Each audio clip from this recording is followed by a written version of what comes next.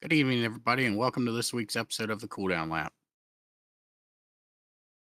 Just me here tonight, Anthony Castor, driver of the 8 car in the Cup Series, and just returning back to sim racing. So, for anybody that hasn't noticed, been off here for the last month. So, we're just getting back into this, and I'm just deciding to have the podcast here just to kind of get my feet back into it and figure out what's what. So, any technical difficulties we come across, we'll have them ironed out by next week's episode. It'll probably be me and JT back by then. So Easter Sundays came and gone. I hope everybody had a great Easter Sunday with your families, friends, sim racers. However you guys decide to celebrate it, hopefully it was a great one. I can say mine was good. Got to hang out with family. A lot of family you don't get to see throughout the year because of work and such. So it was nice to get to see them and their kids and just everybody have fun. Uh, Speaking of sim racing, we are back at it this week with the Road Series. I believe the Road Series is coming back to Road America starting tomorrow. So anybody looking to participate in that, go ahead and sign up if you want to. I'm sure we still have spots open. If not, JT will kindly let you know that we are full. But that road series, it's a great place to go and learn how to race in the roadside if you have any interest in it or any kind of really just any interest at all. All the people over there are great people. Everybody there is willing to help and teach you the best ways to get around the track. And because everybody knows that the more you show people and train people and teach them, uh, the better the competition becomes, and it just makes for that much better racing. If you have one guy that goes in there, doesn't really pass on any knowledge or anything, and just uh, racks the field every time. I mean, it can get kind of boring at time. But these guys are great at sharing advice, sharing fast lines, sharing tips on how to get through corners fast and how to properly execute these turns in the road series side. So again, the Road Series going out to Road America. Go ahead, pull that up. Or sorry, yeah, Road America. 7 p.m.s when the session opens. Typically, they're going racing by about 7:20, 7:25. Currently, looks like they have about 46 people in attendance. I believe we have a 54-person grid. JT can probably correct me on that, but if you're interested, hop in. It's a great group of people, and they're always willing to help people learn how to do this. So um, don't be afraid to hop in there and learn new things. I'm hoping I can make it out there for a couple sessions this season. So other notes of things we want to talk about here, real quick before we dive into it. There was an announcement that went out yesterday in the Discord. JT sent it out. If you guys didn't get a chance to see it, or if you just haven't been on the Discord, go ahead, pop over there and take a look at it. The announcement pertains to James Johnson, who does our broadcasting. Everybody that listens to this podcast, everybody that listens to any of our races has heard of James Johnson. James is the voice of Midwest Motorsports, and he has been with us, I want to say a couple seasons now. Shame on me for not knowing exactly when he started. It feels like forever, but James has been with us for a little while now, and uh, every race we do, he's been the voice calling it, and in some instances running the camera. So um, James is going to be off for a little bit. He's going and having a operation done, I believe, and so he'll be off for a few weeks. But Justin put in the announcements tab there a Google Doc for anybody that'd like to wish James well during his recovery. Uh, if you can, go ahead, go in there, fill something out. Let them know. Let them know you're thinking about them.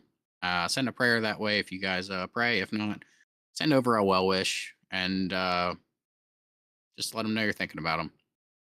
Everybody during these times, it's great to have support when you're going through something, whether it's a personal matter or you're going through something with health issues. Even if it isn't serious, it's always good to have a little bit of support there to pull you through. So head on over to the announcements tab, and you'll see that in there. And yeah, and send them over some well wishes. I'm actually going to do that as soon as we get out of here. So moving on to some actual racing that occurred over the weekend. Um, Truck Series and Xfinity Series ran. Unfortunately, guys, with everything that's going on in my life recently, I haven't really got to watch any actual racing. Shame on me. I'm going to start this weekend. I'm going to make a concerted effort to actually put myself in front of a TV and watch and see how these races unfold. The Xfinity race out at Rockingham. It's a shame I missed it. Rockingham being such a great track and historical. The fact they're going back there makes a good case for a revival for Cup, if not just off nostalgia. Hopefully they don't go out there and change a bunch of things around like they did North Wilkesboro and try to make it feel like they're bettering the track. I say go out, run it, see how it runs, and then if you need to make changes, make your changes. But definitely interesting to see NASCAR reaching back out to the older tracks that they went away from, and hopefully that becomes more of a thing. We can get away from all these going to Mexico or running the GP circuit, or making these one-off courses. Not saying the one-off courses aren't good, but um, when we have all these tracks that are already here that throughout the years put on good racing, why not try them? Uh, and just see how that stuff goes. Um, on the screen there on the YouTube, if you're watching it, there's the announcement that Justin had up. Again, a little rusty here, so I'm a little slow on getting my slides going. Next week I should be running at about 80%. That way, if there are still issues, I can blame it on the rustiness. Um, Cup Series being off for Easter. Not gonna lie, I did enjoy it. I did enjoy being able to take in time with my family, being able to not worry about the race or what's going on, or having it on in the background. So you look over the kids, and try to tune out some of the screaming that was occurring. But yeah, not gonna lie, I actually enjoyed not having racing on Easter. Uh, I know it was one of my gripes last year and the year before when I was traveling between houses, my wife's family and my family. Um, that I missed portions of the race, or I just missed it altogether because over at my parents' house we try and just be there just be present. So I could go without it. I'll throw a poll up, see what you guys thought about the not having any racing, at least NASCAR wise, on Easter Sunday in the afternoon. Just get your guys' thoughts. Again, I was a big fan of it. Hopefully, moving forward, they stay cognizant of Easter and families wanting to get together and stuff. And it's not just us. These race car drivers have families, and they like to spend the time with their kids and wives and stuff, and they don't want to be on a track. So good for NASCAR and finally pulling the trigger on that and actually getting the race moved off of Easter Sunday. Formula One did run Sunday morning. It was Sunday morning ish. Um, that's out at the Saudi GP, I believe. I got to watch probably half of that race. Um, Definitely a big call in there with Max and Oscar Piastri in the turn taking off there. Uh, you can fall, I guess, depending on who you're rooting for, you can fall on either side of that. Max and Red Bull didn't feel like they did anything wrong. I mean, FIA and I'm sure McLaren felt like he did something wrong. So penalty came down, and Piastri kind of just sailed away after that one, and uh, was able to reel it down to about 2 second gap there towards the end. Um, Lando Norris had a pretty good day, recovering from an accident and qualifying. Q3 Guy puts it in the wall. Uh, Starts 10th, and throughout the day, he was able to methodically push his way up to a fourth place finish. And so we had Piastri winning the race. We had Max Verstappen second, and third was Charles Leclerc. So with Lando Norris coming home fourth, it was pretty good racing. It looked like there was racing throughout the field. The Williams put on a pretty good showing. I think both their cars finished in points, and uh, I don't know. I don't know if that second Red Bull car is cursed or something. If Checo put a little bit of black magic on that or something, but whoever's been in that thing, it seems either isn't finishing your race well or just isn't finishing. So they might want to look into that one and tear that thing apart and look for a little voodoo bag or something. Hamilton looks like he's still trying to come into that Ferrari, trying to get his speed down, trying to get the feel of the car down. Um, but Charles is definitely leading that team right now. Understandable since he's been in that car for years. So he's got the feel and everything, and it'd be interesting to see how this championship shakes down now that we have McLaren 1-2. And it's not like it's a A/B driver like we've seen with Max and Checo and uh, Hamilton and Bottas in years past, or these are two seem what could be two A list drivers here. So between Piastri and Norris, so it'd be interesting to see how they go about doing these races moving forward. Is it what they call it, papaya rules? Whoever comes out on top comes out on top, as long as it's a McLaren. Let them race, or is it as they go through this season? Do they kind of start leaning towards one driver over another strategy wise? This is where it'd be great to have JT on the podcast to kind of pick through his thoughts on this. But if I had to guess, I would say they just let them race until somebody comes out as a clear favorite, and then they start to lean strategy wise towards them, whether it be Piastri or Norris. Congrats to Piastri for leading the championship. It's a third year running, and it's good for him. Yeah, he seems like he has a good head on him, and cool, calm, collected, and he's out there scoring points and scoring wins. So that's great to see. And it's good racing. It's not somebody jumping out to a 30, 40-second lead and the race running that way with second through 18th or 20th figuring out what they're doing. So it was it's some good racing, and there's actually some drama unfolding in these races involving strategy and such. So good to see, and hopefully it keeps going, and this championship is actually decided down to the last week, and there isn't anybody running away with it. Um, so for racing during the week, that's all I got for that. For real racing, we'll go ahead hop into the truck series. Just gonna recap the points here real quick since we are running the finales this weekend. So the truck series is off to Auto Club, I believe. Go ahead and pull that up and double check that.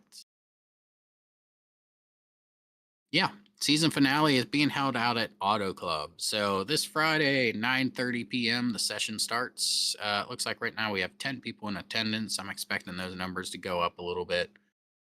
With it being the season finale, a lot of people start to, if they're in the championship or if they're in a points battle that they feel like they want to be in, they'll participate. Otherwise, they kind of start to find other things to do until the start of the next season. I mean, it's a mindset I wish we could get away from, but it is what it is. People are going to participate when they want to, and are going to not participate when they don't want to. So trucks are off to Auto Club, like I talked about. Dustin Reinstedel has a comfortable lead there, 82-point lead over Ian Silva. It looks like Ian and Nick could swap positions depending on how many people join, and how bad of a race Ian has, and how good of a race Nick has. So it looks like third and fourth place could also swap, and then from there down, fourth, fifth, sixth, seventh, eighth, ninth could all, each one of those people could change positions. I mean, it's looking like a tight race there between fourth and ninth place. John Aslin, good job, man. Cracking the top 10 in points. Hopefully you have yourself a good race and you're able to bring home that top 10 in points and work on improving that for next season, man. Good job. We had him as a guest on here. If you guys did not get a chance to listen to that interview, great guy, great interview. Tons of laughs during that one. So you can find that in the vault, in our YouTube vault. So you can go back and listen to all the podcasts we've had, all the guests and everything. Jason Phillips, great job, man, coming in as a rook in the Oval Series trucks, bringing home a ninth place in the standings. I know I see him in the truck chat a few times. Not sure how he wants to take corners or how he gets the truck through there, rolling, rotating, tire wear. He's asking questions, which is a good thing to do. Coming from the Road Series, understandable. Like I said, they ask a question over in the Road Series. You got 10 different people throwing out great responses. So Oval guys, if we can get to that point, it'd be awesome. We need to bring up these people that are just coming in the trucks and they aren't sure how this stuff works, or just coming into Oval. They aren't sure how the cars work, how they rotate, better ways to rotate them through brake bias or different lines they're running, braking points and such. Let's educate these guys. If you're finding something that works and they're asking questions, go ahead and just DM and be like, hey, try this. Because again, once we bring this level of competition up and these guys start to learn how to turn these vehicles and things, we're going to have some tight racing for the lead, and we shouldn't have that 82-point gap up there at the top, or the points gaps that we're seeing here in the Truck Series. That stuff should tighten up. And I'm sure if anybody asks Dustin for pointers on how to get around track, he'll help you. The guy's a golf trainer, of course. So I mean, it's in his job description to help. So trucks out at Auto Club, and the Cup Series is also heading out to Auto Club this weekend. So, Ty Williams looks to have this one pretty well wrapped up. I know the racing throughout the season was actually a lot tighter, and it was a pretty good season for the races I got to participate in. Pretty good season on the Cup side. A lot of green flag pit stops, if I remember correctly. You guys feel free to pitch in the Cup drivers only channel if you want to pitch in and give me your thoughts on if it was a pretty clean season or not. I know we moved to the competition cautions and took away the stage racing. I can't remember if that was a season ago or if it was been so long. But anyways, a lot of green flag strategies were happening throughout the season. A lot of fuel saving. Everything kind of got thrown out as a trial by fire thing, just to see what we could and couldn't do to win races. And Brandon Cotton will be the first one to tell you he's won some races stretching that fuel, and that man was stretching fuel throughout the season. And it's that kind of stuff. When you change the rules, people are going to look at it and see how they can what's the strategy to go for here to try and make this to where it's a winning strategy. So props to the Cup Series guys. I know we started off strong with our participation numbers. We had some pretty good participation, usually right around 20 cars, I'd say 17 to 20 cars. And then as the season goes on, again, people start to see like, okay, I'm not in this race, or I'm not, this isn't a track I want to run, and it ain't really going to affect my points. So I'll just not participate this week. And then it kind of rolls into the next week. So hopefully we can get those numbers up, get some steady participation, and get a good turnout for Cup next season. The schedules, I believe the schedules were dropped for next season. If not, I may have just released a spoiler on that. So the schedules were created. I've been out of Discord for a little bit now, so I haven't really got to see where they would have been posted or anything. I'll talk to Eric and see if he actually did post them or if I'm getting ahead of myself on things you're going to be seeing. But uh, schedule for next season's already done. I'll put it that way, and it's looking pretty interesting. There's going to be a couple changes there. And where we go to start the season, where we finish the season. With it being our shorter summer season, hopefully that drives up participation a little bit because we aren't participating in 22 races across several 4 or 5 months. We're actually participating in, you know, basically half the races over the course of 3 or 4 months. So, um, yeah, I'll talk to Eric, see if that's been released or not. If not, be on the lookout for it. It's coming down the pipe, and we'll get through this here. So Cup Series, it looks like, oh, where'd that go? There we are. Cup Series looks like Ty Williams has the lead there. 46-point gap back to Eric Thaler. It looks like Ty basically has that tied up. So I didn't mean to say it like that, but good job, Ty. Congrats on another championship in the Oval Series, and it was well earned, man. Those are some tough races. So it looks like from second to third place, there's a 3-point gap there between Justin and Eric. So depending on how the race goes, if both these guys participate, Justin could jump Eric for second. Eric could maintain second place. 18 points back to Brandon Thayer and fourth from third. That could happen depending on how many people participate and the points payouts for that. Trevor McLaughlin and Brandon Thayer, there's looks like 21-point difference and a 22-point difference between fifth and sixth place with Aaron Holroyd. And then it drops to a pretty sizable gap. So between sixth and seventh, 59 points and 24 points between seventh and eighth. It looks like Dustin can gain ground on eighth place Sean Cunningham if he wanted to. He's only 9 points back. But I don't believe that Dustin is participating this week. So that's out the book there. I believe the top 10, aside from second and third place, is probably going to stay the same. Is what you're seeing right here. Clarence Prince, congrats, man, cracking the top 10 in points. Good job, man. That's a good drive. I know there's a lot of races you were out front there, so good job to you, man. And hopefully next season you can work on that and get yourself up there a little bit more. So with Auto Club coming with the ovals and the season winding down, we should have our championship episode where we're going to have what looks to be Dustin and Ty on, our two oval champions. We'll announce that in the announcements prior to actually going through with it and actually setting it up.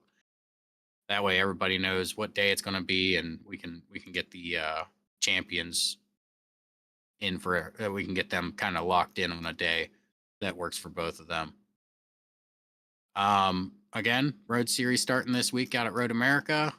We'll be back next week to recap that. I'm sure it's going to be action packed with 50 some cars on the track at once. If you guys can tune in to the broadcast of the car, 46 cars right now, but it's going to be action packed. So if you can, just go ahead, tune in tomorrow. Throw it up if you're at work, if you're home. Just watch it from a distance and watch how these guys go, because there's some great drivers out there, and it's going to be a good race, especially out at Road America. That's a great course for that many drivers. Again, no commentary. I don't believe any commentary during the broadcasts until further notice. Whenever James comes back from his operation or procedure he had, and we'll keep you guys updated on how that goes. Or even James will keep us updated on it. It's not like he can't type and and can't kind of reply to DMs or anything. So again, thanks guys. This is a short podcast tonight. Like I said, I wanted to kind of get back into the throes of things, and being a month away, I wanted to kind of make sure I still knew how to navigate this system and set up podcasts and stuff. So, in the event that this did not record, I'm going to be pretty upset, but all signs are indicating that it did. So, again, next week we'll be back. Expect me and um, Justin be on the podcast next week, and we'll go from there. So until we see y'all again, everybody have a great week. Be safe and enjoy your racing. And in the words of the voice of Midwest Motorsports, James Johnson, stay in your lane.